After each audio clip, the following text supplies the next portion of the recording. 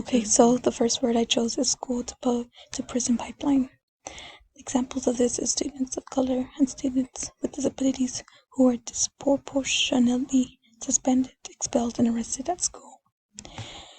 Non-examples of this is people getting treated equally no matter the color of skin tone, and also behaving in school.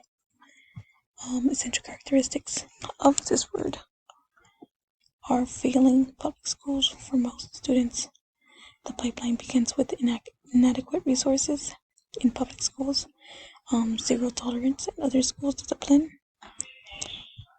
policing school hallways, disciplinary alternatives, and court involvement, and school detentions. Our next word is Black Lives Matter. An example of this is a colored male walking the streets being stopped by the police because of his color of skin. Another example that was well known is George Floyd's case.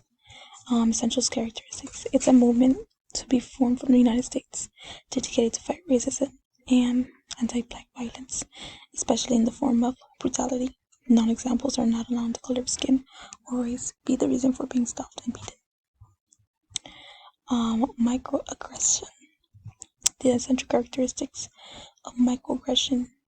Microaggression is a term used for compliance, daily, verbal, behavioral, or environmental slights, whether intentional or unintentional, that communicates hostile, derogatory, and negative attitudes toward stigmatized or cultural marginalized groups.